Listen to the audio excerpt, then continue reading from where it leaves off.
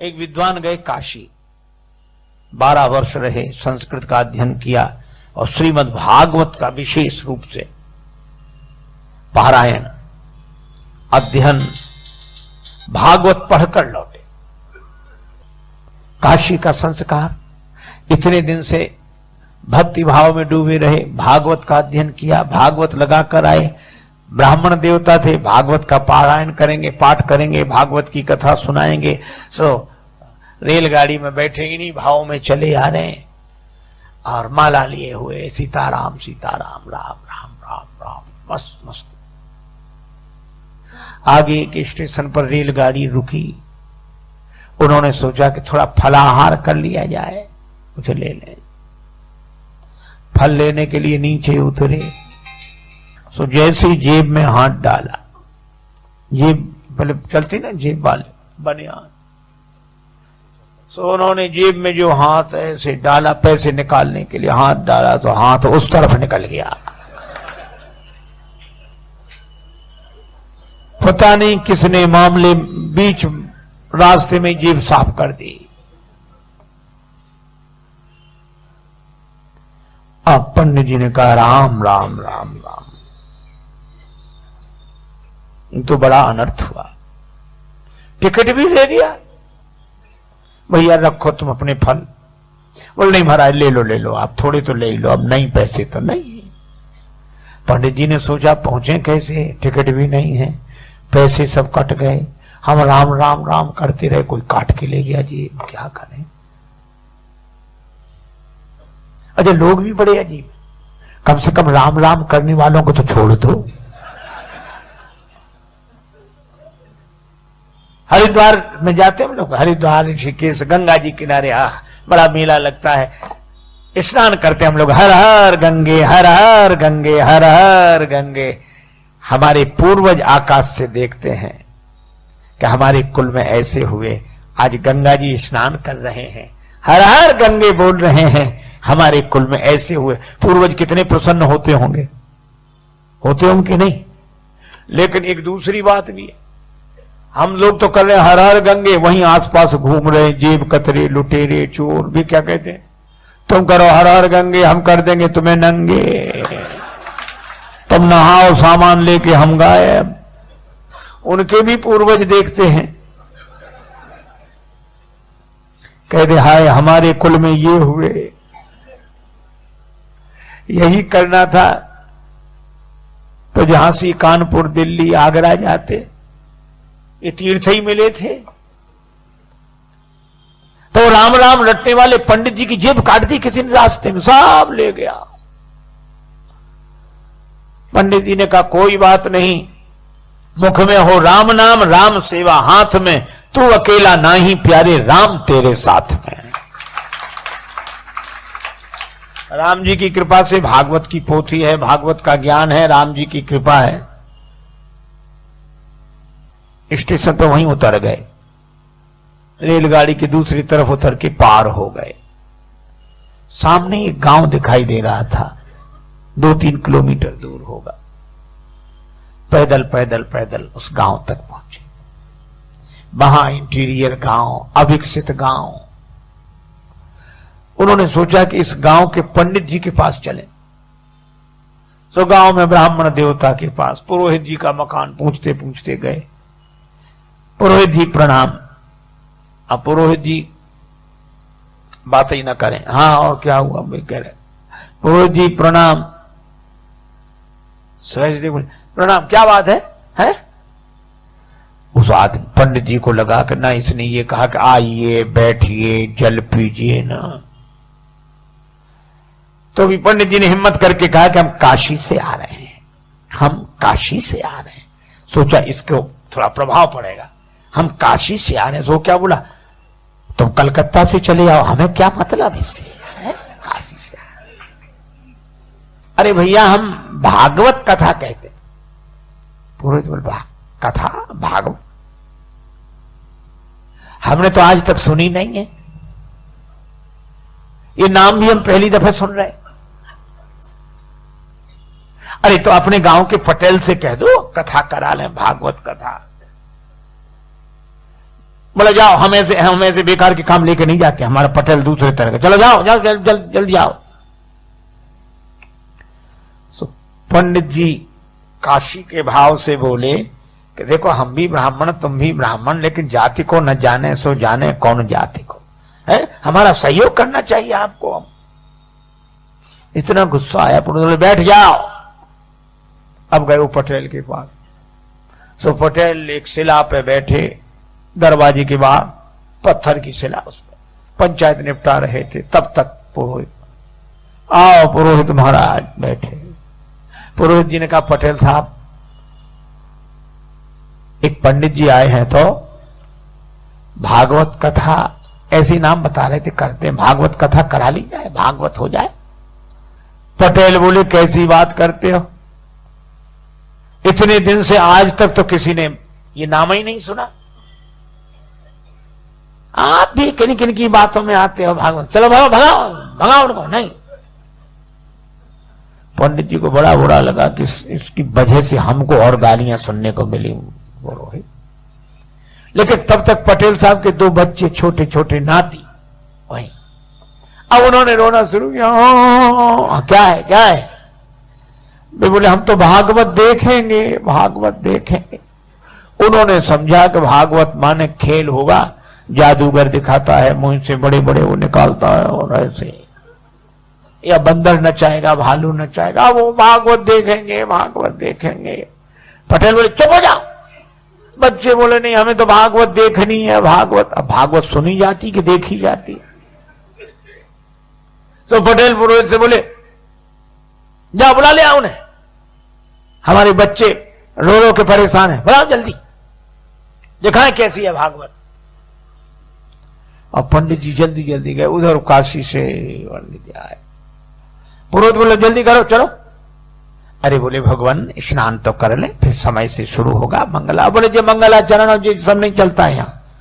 तो बोले नहा तो बोले नहीं, ऐसे नहा लिया तुम तो, चलो दिखाओ भागवत कैसी है। पंडित जी समझ गए सब मूर्ख ही है ये सब। उन्होंने जल लेकर आचमन किया, ओम अपवित्रो पवित्रो व सर्वावस्थागतो पिवा। अब पहुंचे, अपना कंबल भागवत की पोथी विराजमान। सोच रहे थे कि नहीं होगा तो आसन लगा देंगे, तिलक कर देंगे, इतना ही बहुत है, हम अपना कथा शुरू कर देंगे। पर जैसे ही पहुंचे जो देखा तो पटेल क्या बोला, इतनी देर लगाई जाती है तुम्हें, है? कब कब बुलाया, लड़कों के प्राण निकल रहे हैं, दिखाओ भागवत। पंडित जी ने सोचा लड़कों के प्राण, लड़के रो रहे हैं, भागवत देख रहे गए। पटेल बोले जल्दी दिखाओ भागवत। और पटेल ने उठे, चले गए अंदर। तो पंडित जी ने उसी शिला पे कम्बल बिछाया, भागवत खोली। अब वो पटेल के पास जो 2 4 5 10 पहले से बैठे थे वो बैठे। कब चलो घर चलो, घर नहीं, भागवत तो देखो कैसी होती है। अब वो देखने के लिए बैठे। अब पंडित जी ने श्लोक शुरू किए, भागवत शुरू की। अब बच्चे भी सुने तो नहीं, ऐसे देखें कि अब निकलने वाला है इसमें से कुछ। अब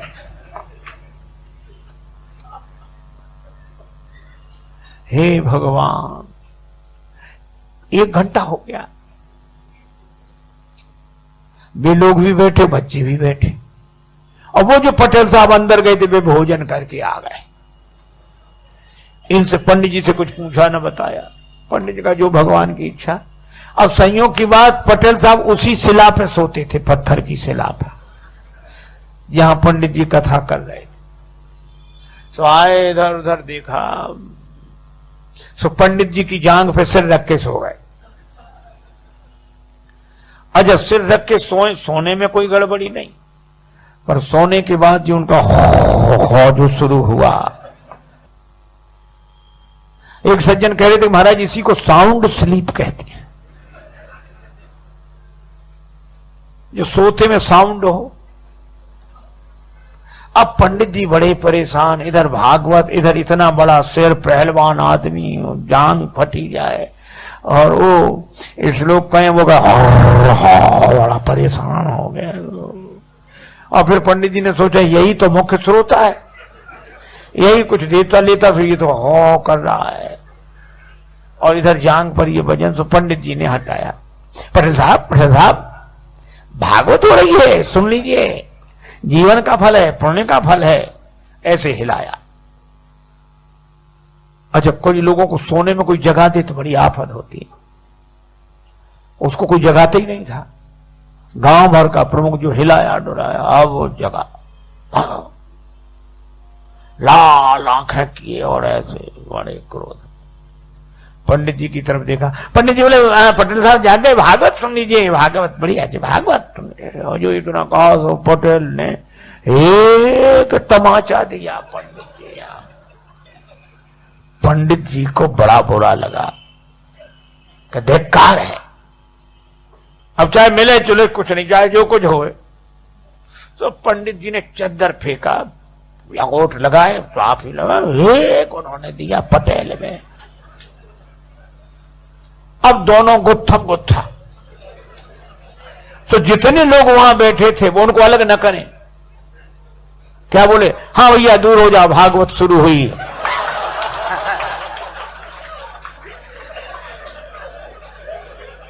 अब हुई भागवत शुरू।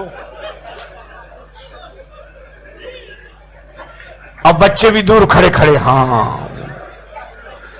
अच्छा, कोई अलग भी ना करे उन्हें के एक तरफ करें, दूर छूना नहीं कोई भागवत को, बिना नहाए हो कोड़ी हो जाओगे अगर छू लिया तो।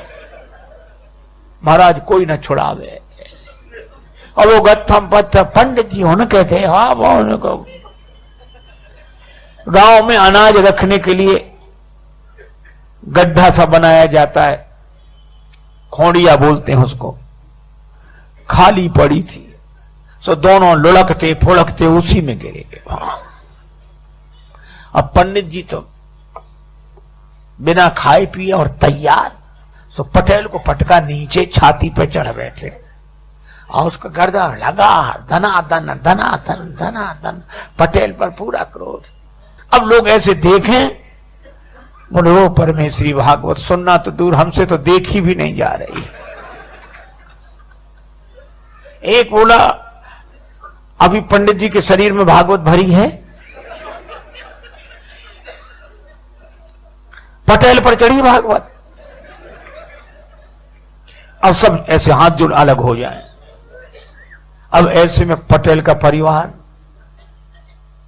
पत्नी आई, हाथ जोड़ के बोली रोते हुए, भागवत महारानी मेरो भाग जिन फोर डारो,